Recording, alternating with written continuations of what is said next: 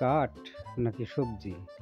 আজ আপনাদের এমন একটি গাছের সঙ্গে পরিচয় করিয়ে দিব, যে গাছটি দেখতে মনে হবে কাঠ, বা গাছের এই অংশটা মনে হবে কাঠ, কিন্তু সবজি হিসেবে ব্যবহৃত হয়।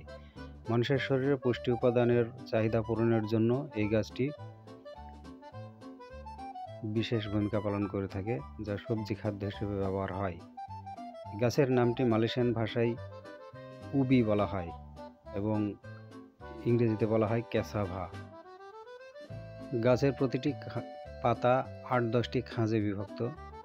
পাতাগুলো বেশ মসৃণ, এগুলোও সবজি হিসেবে ব্যবহৃত হয়। এছাড়াও গাছের নিচে গোড়ায় আলুর টিউবার মতো এক ধরনের টিউবা তৈরি হয়, যেগুলো দেখতে মনে হবে কাঠ, কিন্তু আসলে এগুলো উপরের ছাল ছাড়ালে ভিতরে নরম সবজি বের হয়।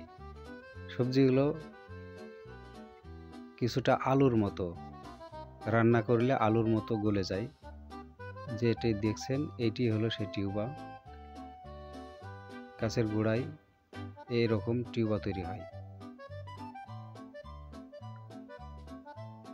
এগুলো বেশ পুষ্টি উপাদান সমৃদ্ধ।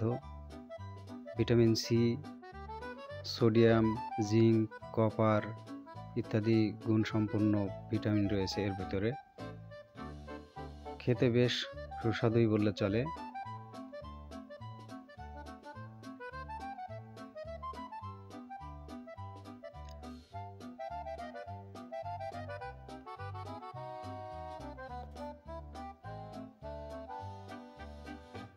এগুলোর উপরের সুন্দর করে ছাল ছাড়িয়ে নিলে ভিতরের অংশটি সাদা এবং নরম।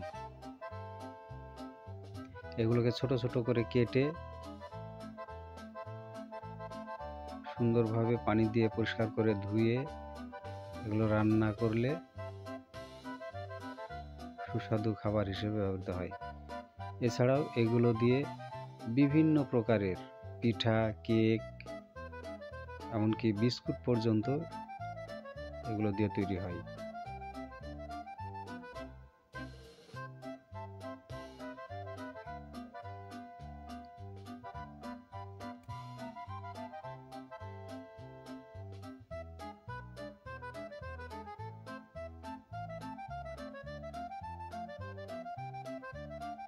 ঠিক এমন ছোট ছোট টুকরো তৈরি করা হয়। টুকরোগুলো আমরা সাধারণত তরকারি যে সকল মশলা দিয়ে রান্না করি, এ সকল মশলা মিশিয়ে রান্না করা হয়। রান্না শেষে এটি সুষম খাবার হিসেবে ব্যবহৃত হয়।